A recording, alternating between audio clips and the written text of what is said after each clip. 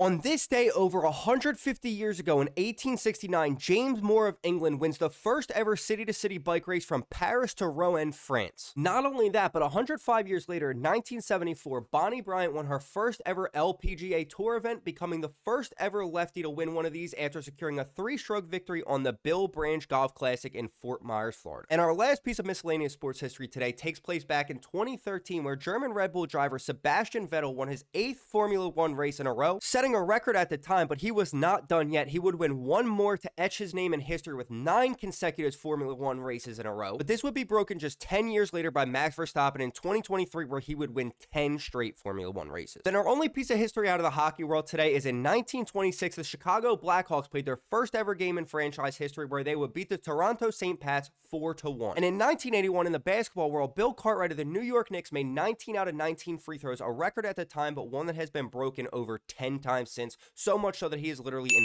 15th on the leaderboards for this stat in NBA history now. And we have just 2 pieces of history for the baseball world to wrap it up for today. First, in 1953, the St. Louis Browns would officially become the Baltimore Baseball Club before eventually reviving the Baltimore Orioles name, which we of course now know them as today. And our final piece of history for this day is in 1992, where Nigel Wilson of the Blue Jays becomes the first pick in the Marlins expansion draft. That's about it for November 17th in sports history, but did you know